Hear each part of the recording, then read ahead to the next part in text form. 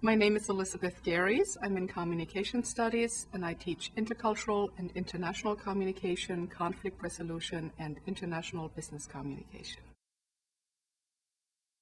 I started using Blackboard 3 or 4 years ago. At first, I posted only my syllabi, but then I started looking into more advanced techniques. And currently, I'm using it mostly for quizzes. I post some quizzes on Blackboard, and occasionally I do online collaborations with classes overseas.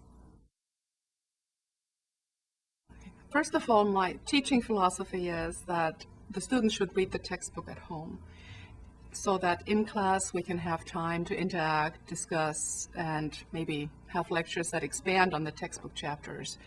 Now, the problem is, how do you ensure that students read the textbook chapters? And the answer is quizzes.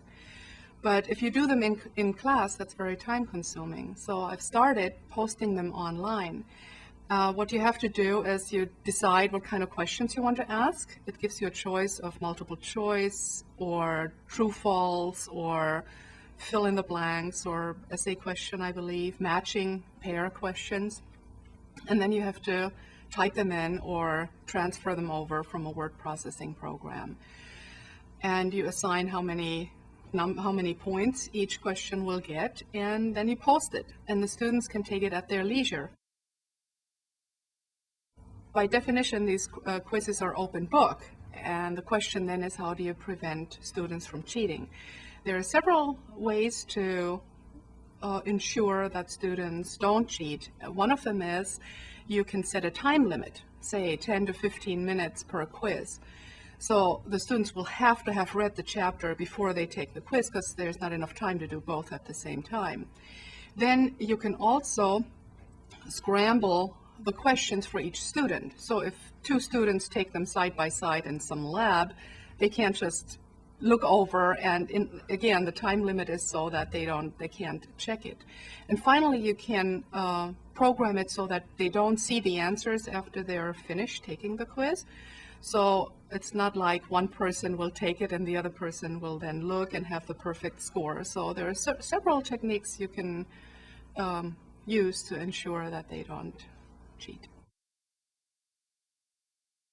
I have used Blackboard for online collaborations with classes overseas twice. Once with a class in New Zealand and the other one in Germany.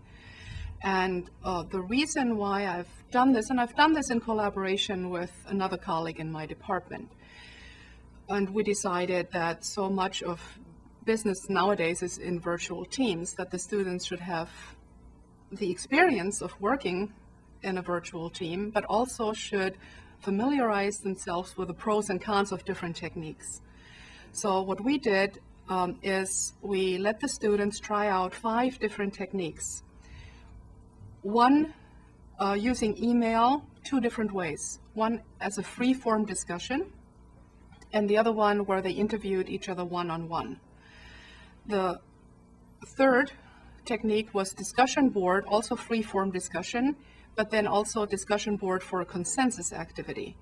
And finally, we let them use the live chat function on Blackboard and had to have a chat with their colleagues in New Zealand and in Germany. At the end, the students evaluated the 5 techniques, and they all agreed that chatting was best to get to know the other person.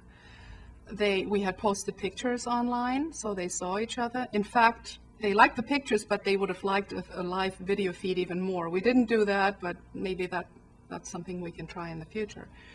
So they like that to get to know each other. But there are several problems with chats.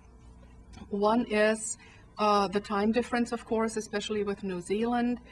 And then non-native speakers, the ones in Germany, for example, had a hard time typing fast. Typing speed is another issue. And then if a computer crashes, one of the team members' computer crashes, then the whole session has to be rearranged. So it's not good for the actual project. For the actual project, the students thought that emailing and the discussion board was much better. But among the different techniques we used there, they didn't like the free-form discussions very much. They thought the more structured the activity, the better. So they like the one-on-one interview, and they especially like the consensus activity. For that, we gave them a controversial sentence. Now, this was in intercultural communication, so a sentence might be something like, stereotypes are never correct.